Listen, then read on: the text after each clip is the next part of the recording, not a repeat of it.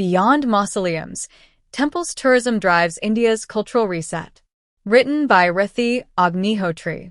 With renewed emphasis on temple tourism, India moves beyond glorifying invaders' legacies, embracing its indigenous heritage, and fostering a deeper connection to its spiritual and cultural roots.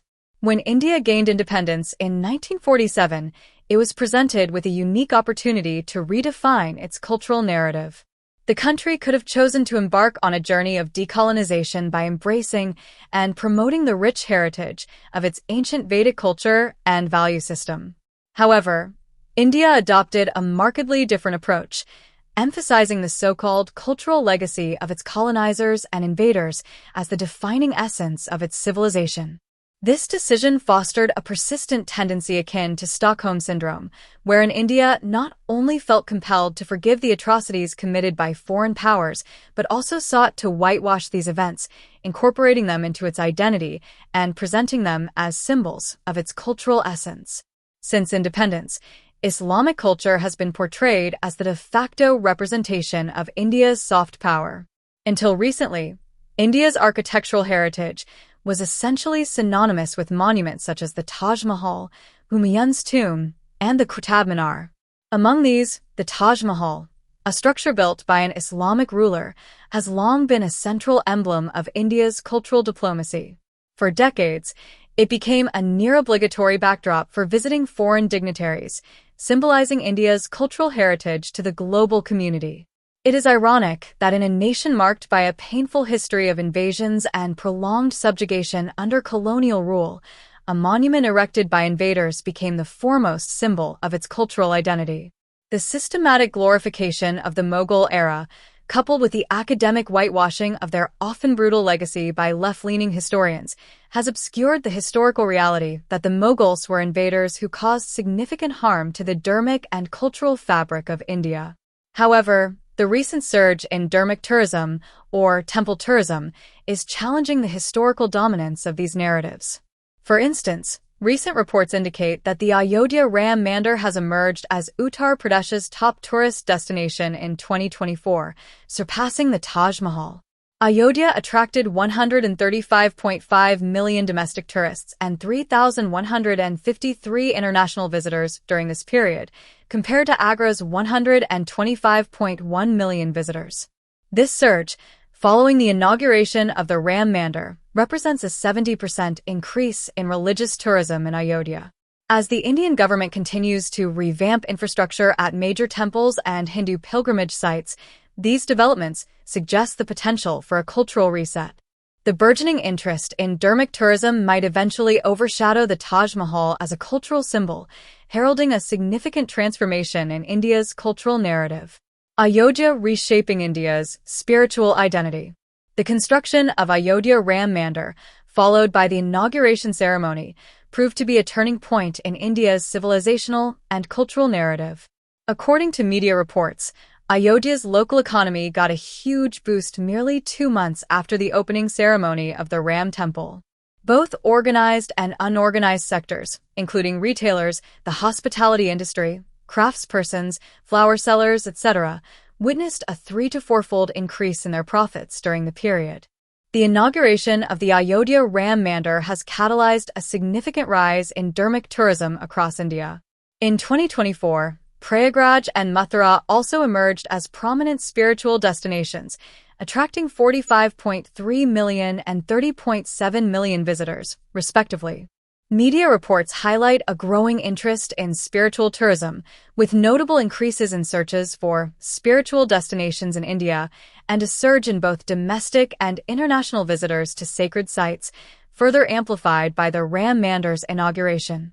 The online travel platform Make My Trip reported a 97% increase in searches for spiritual destinations in India from 2021 to 2023, with Ayodhya experiencing an unprecedented 585% surge ahead of its January 22, 2024, inauguration ceremony.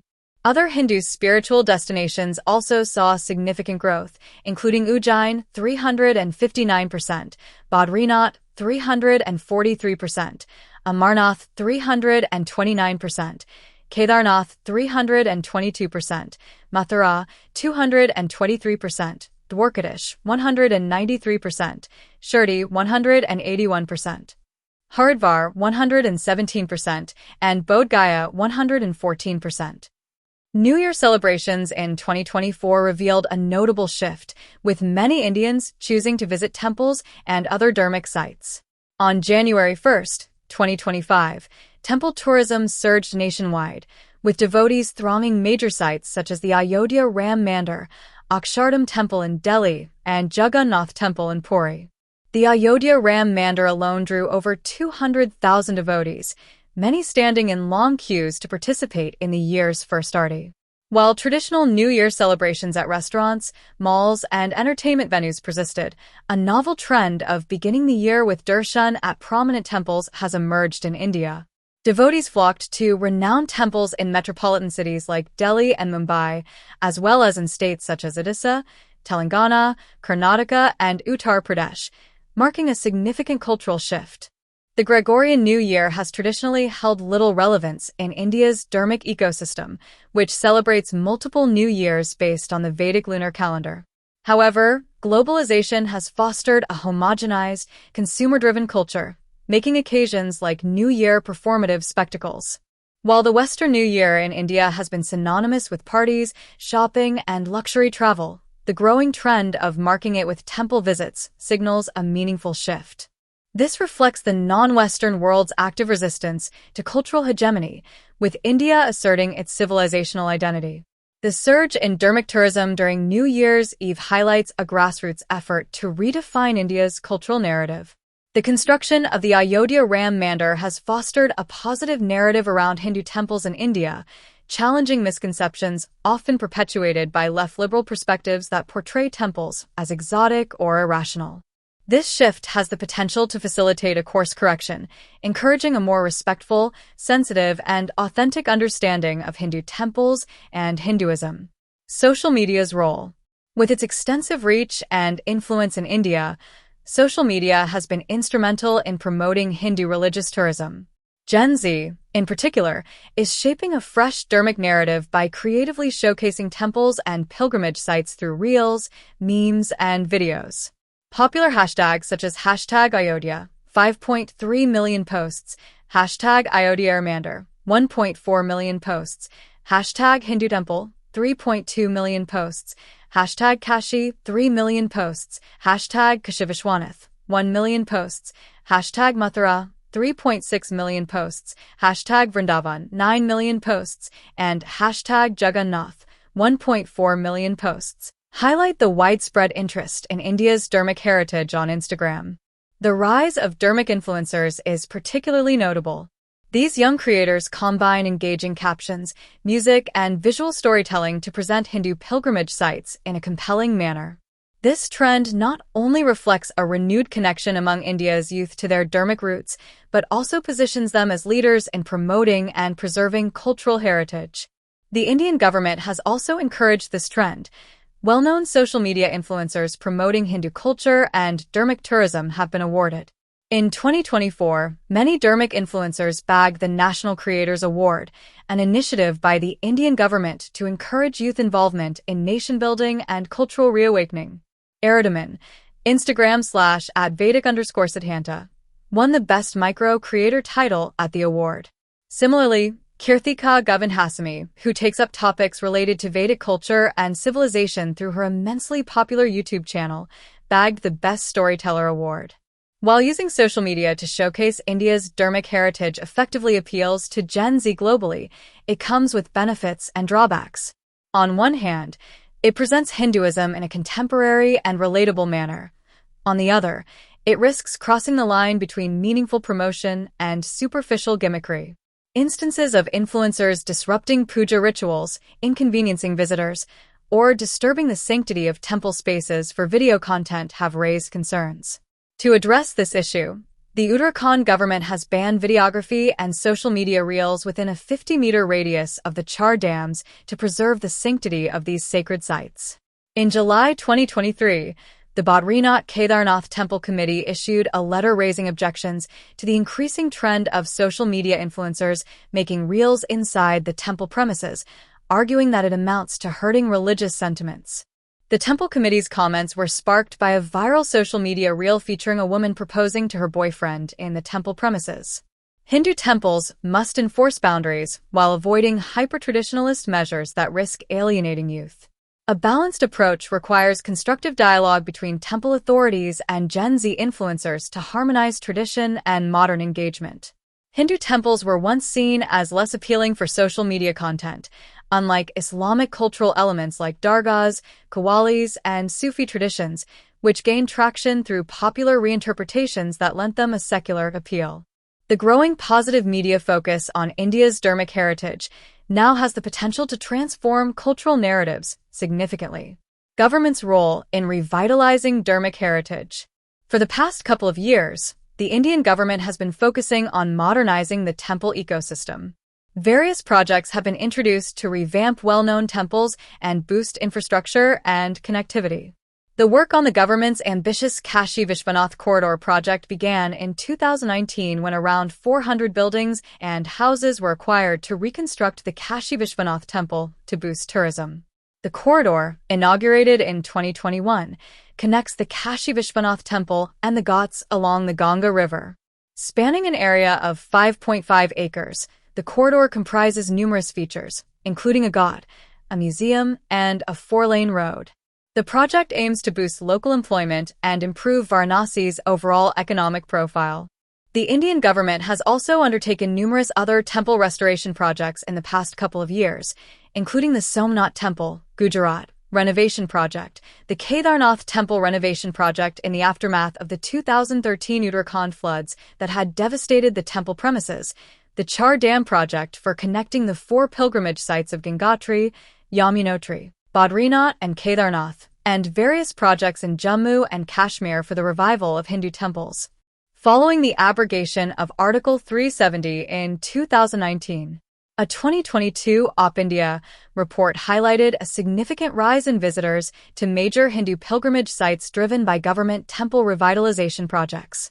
Varanasi alone saw 8 times the number of tourists compared to Goa, while Ayodhya, Mathura, and Prayagraj also surpassed Goa's tourist figures, marking a substantial surge in Dharmic tourism. In the 2024 Union Budget, the Indian Finance Minister allocated funds for developing the Vishnupad Temple Corridor and the Mahabodhi Temple Corridor in Bihar. The Vishnupad Temple, dedicated to Bhagwan Vishnu, is situated along the Falgu River, while the Mahabodhi Temple in Bodh Gaya holds UNESCO World Heritage status. However, the Modi government's temple revamping projects have faced their fair share of criticism from both left-liberal and Dharmic circles. Left-liberals view these efforts to reclaim India's civilizational ethos as divisive, while some within the Dharmic community, particularly regarding the Kashi Vishwanath corridor, argue that it disrupted the sanctity of the original spaces by demolishing small temples. Additionally, reports highlight that the early phase of the project displaced families by demolishing residential and commercial structures near the temple. Restoring ancient structures is complex and fraught with moral dilemmas and contentious issues. A balanced approach requires involving the broader Hindu community and Dharmic leaders to consider diverse perspectives. For decades, the left-liberal ecosystem has sought to undermine India's Hindu heritage while promoting the cultural legacy of Islamic invaders as India's soft power symbol. The portrayal of Islamic culture as India's secular heritage, often termed Ganga Jamuni Tehzeeb, overshadowed India's Vedic legacy, reducing its cultural narrative to Mughal and Sufi influences. Delhi's cultural spaces have been heavily dominated by narratives celebrating its so-called Islamic heritage, reducing its history to a glorification of Islamic legacy. This distortion has led to a youth culture more emotionally connected to sites like Lodhi Gardens, Humayun's tomb, and Delhi's numerous dargahs than to their Sanatani roots. The polished promotion of cultural forms like Shairi, ghazals, and Sufi music, combined with heritage walks that romanticize Islamic architecture, has systematically overshadowed India's Hindu heritage. This trend, mirrored across the country, is a result of the left-liberal dominance over India's cultural narratives, which glorifies invaders' legacies while ignoring their exploitative impact. India's renewed emphasis on Dharmic tourism holds significant potential to reshape narratives domestically and globally. Following the development of Kashi and Ayodhya, the Uttar Pradesh government is now prioritizing Mathura to enhance spiritual tourism further. With improved infrastructure and connectivity, the Kashi-Mathura-Ayodhya corridor has the potential to become a major international tourist destination, possibly surpassing the popularity of the Delhi-Agra-Jaipur corridor. Wrapping up, boosting temple tourism is an effective starting point for resetting India's cultural narrative, but reigniting Dharmic consciousness among Indian citizens requires a deeper, multifaceted approach. This effort should combine macro and micro-level strategies.